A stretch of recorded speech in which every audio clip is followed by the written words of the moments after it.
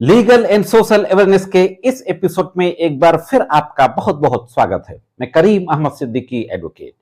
साथियों, अक्सर इस तरीके की घटनाएं देखने और सुनने में आती रहती हैं कि शादी के बाद किसी महिला का अगर उसके पति या ससुराल वालों से किसी तरीके का कोई डिस्प्यूट हो जाता है या किसी और कारण से अगर महिला शादी के बाद ससुराल में सुसाइड कर लेती है तो उसके मायके वालों के द्वारा अगर 7 साल के अंदर उसने सुसाइड किया है तो डाउरी डेथ, दहेज की मांग को लेकर के उसकी हत्या कर देने या दहेज की मांग को लेकर के इतना ज्यादा टॉर्चर किया गया कि उसने सुसाइड कर लिया, इस तरीके के आरोप लगा करके एफआईआर दर्ज करा दी जाती है। या अगर शादी के 7 साल से ज्यादा हो गया है तो अबेटमेंट टू सुसाइड का आरोप लगा करके, आत्महत्या के लिए उकसाने का आरोप लगाकर सेक्शन 306 इंडियन पेनल कोड में केस रजिस्टर करा दिया जाता है। दोस्तों, इसी तरीके का एक मामला अभी 22 मार्च 2023 को पंजाब और हरियाणा हाईकोर्ट पहुंचा और पंजाब और हरियाणा हाईकोर्ट के द्वारा उसमें फैसला किया गया 22/23/2023 को। बहुत ही महत्वपूर्ण मामला है। पंजाब और हरियाणा हाईकोर्ट के द्वारा एक बहुत ही गंभीर टिप्पणी की गई है और जो फैसला दिया गया है वो पूरे ससुराल वालों के पक्ष में दिया गया है। आज के इस एपिसोड में इसी फैसले के बारे में और इसी केस के बारे में बातचीत करने जा रहा हूं। बहुत महत्वपूर्ण जानकारी है, इसलिए जुड़े रहिए आखिरी तक। देखते हैं कि पूरा मामला क्या था और honourable Punjab and Haryana high court के द्वारा फाइनली किस तरीके का जजमेंट पारित किया गया। इससे पहले कि हाईकोर्ट के फैसले के बारे में बात करें, सबसे पहले देख लेते हैं कि केस के फैक्ट क्या थे। फैक्ट कुछ इस तरीके के थे कि एक व्यक्ति के द्वारा एफआईआर दर्ज कराई जाती है और ससुराल वालों के ऊपर यह आरोप लगाया जाता है कि मैंने अपनी बेटी की शादी की थी, शादी के बाद डाउरी की डिमांड करना शुरू कर दिया। ससुराल वालों ने, पति और सास ससुर ने डाउरी की डिमांड को लेकर के उसको फिजिकली मेंटली टॉर्चर करना शुरू कर दिया। और मैं अभी 1 हफ्ते पहले गया था तो मेरी बेटी ने बताया था कि मेरे पति और ससुराल वालों के द्वारा 3 लाख रुपए दुकान खोलने के लिए मांगे जा रहे हैं और यह धमकी दी गई कि अगर 4 दिन के अंदर 3 लाख रुपए नहीं दिए तो तुम्हें जान से मार डाला जाएगा। और इतना ज्यादा उसको डाउरी की डिमांड को लेकर के टॉर्चर किया कि उसने सुसाइड कर लिया, आत्महत्या कर ली। यह आरोप लगाते हुए section 306 Indian penal code abetment to suicide की बात जिसमें कही गई है और सेक्शन 34 इंडियन पेनल कोड में एफआईआर दर्ज करा दी जाती है। एफआईआर दर्ज होने के बाद मामले का इन्वेस्टिगेशन होता है। इन्वेस्टिगेशन के बाद चार्जशीट न्यायालय में सबमिट की जाती है। ट्रायल शुरू होता है। ट्रायल के बाद ट्रायल कोर्ट के द्वारा, जो सेशन कोर्ट थी, पूरे मामले को झूठा पाया जाता है और सभी आरोपियों को बरी कर दिया जाता है। साथियों, सेशन कोर्ट के इस इक्विटल ऑर्डर के खिलाफ, इक्विटल जजमेंट के खिलाफ हाई कोर्ट में क्रिमिनल अपील की जाती है उस महिला के मायके वालों के द्वारा।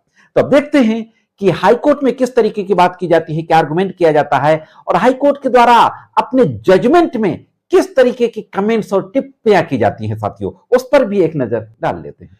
जिस तरीके की एविडेंस सेशन कोर्ट में यानी ट्रायल कोर्ट में आई थी, उसी सारी एविडेंस पे हाई कोर्ट में आर्गुमेंट किया जाता है जो महिला के मायके पक्ष के जो एडवोकेट थे। और आर्गुमेंट करते हुए कहा जाता है कि एफआईआर में जो आरोप लगाए हैं डाउरी की डिमांड के, डाउरी की डिमांड को लेकर के टॉर्चर करने के और इतना ज्यादा टॉर्चर करने के कि वो सुसाइड करने के लिए मजबूर हो गई, वो सारे आर्गुमेंट किए जाते हैं। और इस संबंध में महिला के मायके वालों के द्वारा जो गवाही कोर्ट में आई थी, उस सारी गवाही को भी कोर्ट के सामने रखा जाता है। प्रोसिक्यूशन साइड का आर्गुमेंट सुनने के बाद जो आरोपियों के एडवोकेट थे उनके आर्गुमेंट सुने जाते हैं और उनके आर्गुमेंट में 2 बातें मुख्य रूप से कही जाती हैं। पहली बात तो यह कही जाती है कि शादी के 18 साल हो गए, इन 18 सालों में कभी भी किसी भी तरीके की डाउरी की डिमांड को लेकर के मायके वालों के द्वारा किसी प्रकार की कोई कंप्लेन नहीं की गई, ऐसी बात एविडेंस में आई है। और दूसरी बात यह भी एविडेंस में उस महिला के पिता के द्वारा स्वीकार किया गया है कि शादी के समय किसी तरीके की डाउरी की डिमांड नहीं की गई थी। तो 2 अहम बातें कि 18 साल तक डाउरी की डिमांड को लेकर किसी तरीके की कंप्लेन न करना और शादी के समय डाउरी की डिमांड न करना, इन दोनों बातों को मायके वालों के द्वारा एक्सेप्ट किया गया था। और यह कहते हुए कहा जाता है कि कोई भी कोगेंट एविडेंस नहीं है। एक महिला को यानी किसी भी महिला को या किसी भी व्यक्ति को सुसाइड करने के लिए, उत्प्रेरित करने के लिए जो रिक्वायरमेंट होती है, उस तरीके का कोई भी ठोस एविडेंस नहीं है। मैं दोस्तों आपको यहां पर बता दूं कि आर्गुमेंट में यह बात कही जाती है, सुप्रीम कोर्ट के कई केस को कोट किया जाता है और यह कहा जाता है कि जब तक इतना ज्यादा किसी को टॉर्चर न किया जाए कि उसके सामने सुसाइड के अलावा और कोई रास्ता ना हो, तब तक ये नहीं माना जाता कि किसी ने किसी को सुसाइड करने के लिए अबेट किया। तो यह आर्गुमेंट करते हुए कहा जाता है कि सेशन कोर्ट का जो जजमेंट है वो बिल्कुल लीगल जजमेंट है, on the basis of evidence है, उसमें किसी तरीके की इंटरफेरेंस की जरूरत नहीं है। अब दोनों पक्ष के आर्गुमेंट सुनने के बाद ऑनरेबल हाईकोर्ट के न्यायमूर्ति क्या कहते हैं, इसको भी देख लेते हैं। साथियों, पूरे केस को देखने के बाद, सारी एविडेंस को देखने के बाद न्यायमूर्ति महोदयों के द्वारा कहा जाता है कि अपमानजनक भाषा का इस्तेमाल कर महिला को यानी मृतका को अपमानित करना अपने आप में आत्महत्या के लिए उकसाना नहीं माना जा सकता। बहुत महत्वपूर्ण टिप्पणी की जाती है कि अगर किसी के साथ अपमानजनक बात की जाती है और अपमानजनक बात करने से वो सुसाइड कर लेती है, तो यह अबेटमेंट नहीं माना जाएगा। इसी के साथ साथ आगे कहा जाता है कि अभियोजन पक्ष को यह साबित करना होगा कि जो आरोपियों का कृत्य था उसमें आत्महत्या के लिए उकसाने का इंटेंशन, आशय यानी इरादा शामिल था।